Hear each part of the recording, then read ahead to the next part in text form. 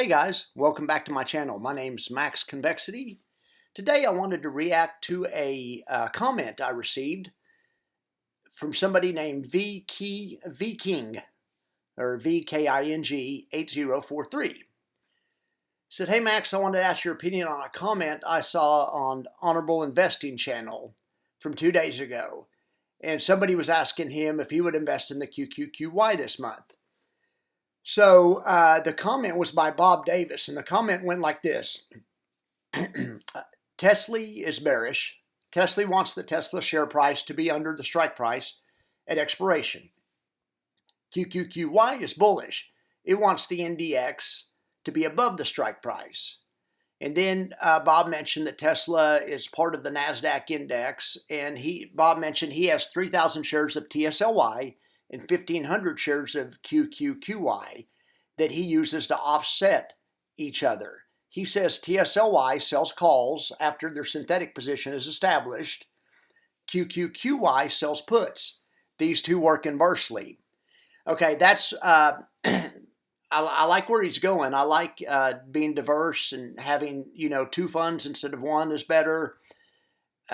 And having funds, if you can ever have investments that offset each other too, that's great because it lowers your portfolio volatility. What about this one though? I'm afraid they do not offset each other. They're the same bet. Let me try to illustrate it for you. All right, here's NDX, and here is a short put strategy. They even call it right here, short put. But I've already put it in with the strike prices and particulars for what the QQQY is doing tomorrow.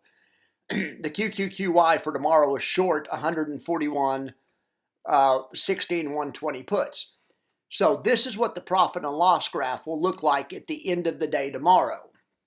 This, depending on where the market closes, you can go down here. The market closes at 16,150.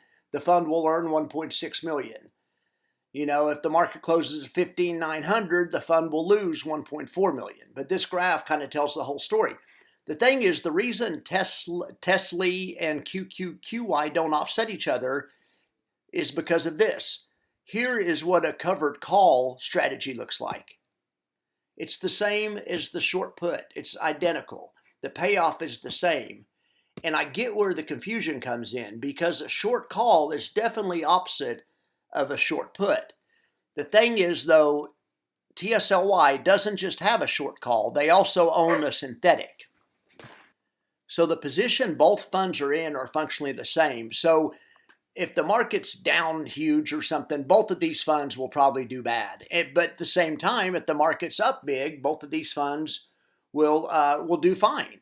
Or the other thing is, if the market goes nowhere, both of these funds will do fine. Look at this.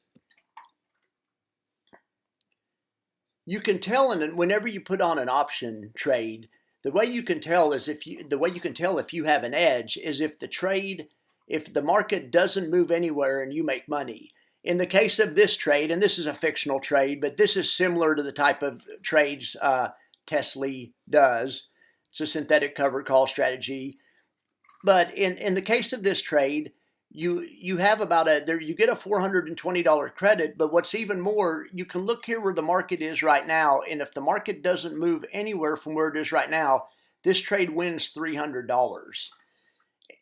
And the reason is because the options you sold decay more than the options you bought. That's the whole idea of a covered call. But so that you can tell this strategy has a built-in edge because you don't need the market to go anywhere for you. When you buy options, you need the market to go somewhere for you. So let's look over here at NDX. It also sells options. It's the same thing. If the market doesn't go anywhere, this guy's going to earn $100,000 tomorrow. The market closes exactly where it closed today. It's a $100,000 winner. So there's a huge edge in this trade as well. The reason that let's think about this real quick. So NDX, the QQQYs could do a synthetic covered call strategy on the NDX. And the profit loss graph would basically look just like this.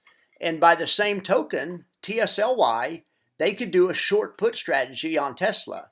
Watch this. Let's build a short put on Tesla just to prove it. Boom.